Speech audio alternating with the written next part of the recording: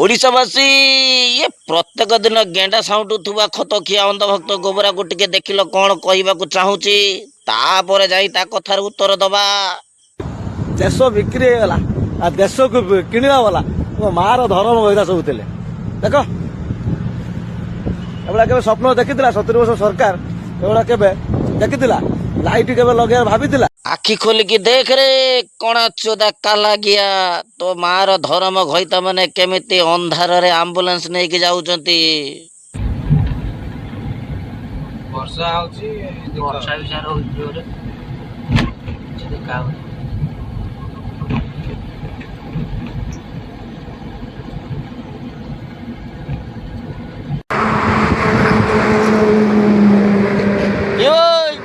ଗେଣ୍ଡା ସାଉଟା ଆବେ ତୁ ଗେଲପୁରରେ ଛିଡ଼ା ହେଇକି ସେଠି କ'ଣ ମୋଦି ମୋଦି ହଉଛୁ ଭାଇ? ଆଉ ତାମାନେ ସେଠି ଲାଇଟ୍ ଜଳୁଛି ମାନେ ସେଟା ମୋଦି ବାଗେଇଛି, ଆଉ ଏଠି ଯୋଉ ଅନ୍ଧାର ଗୁଡ଼ାକ ହେଇଛି ଏଟା କ'ଣ ମୋହନ ମାଝି ବନ୍ଦ କରିଦେଇଛି ଭାଇ? ବୁଝିଲୁ ଗୋବରା, ଏ ପ୍ରତ୍ୟେକ ଦିନ ଗେଣ୍ଡା ଖୁଣ୍ଟି ଖୁଣ୍ଟି ତୁ ପାଗଳ ହେଇଗଲୁଣି, ତତେ କିଛି ଦେଖାଯାଉନି ବୋଧେ? ଦେଖ ଦେଖ କେମିତି ଲାଇଟ୍ ଥାଉ ଥାଉ ଅନ୍ଧାର ହେଇକି ପଡ଼ିଛି, ତାମାନେ ଏଟା ମୋହନ ମାଝି ବନ୍ଦ କରିଛି ବୋଧେ। ବାକ୍ କଣା କୁଜା ଖତ ଖିଆ ଅନ୍ଧଭକ୍ତ ଗୋବରା, ବାକ୍।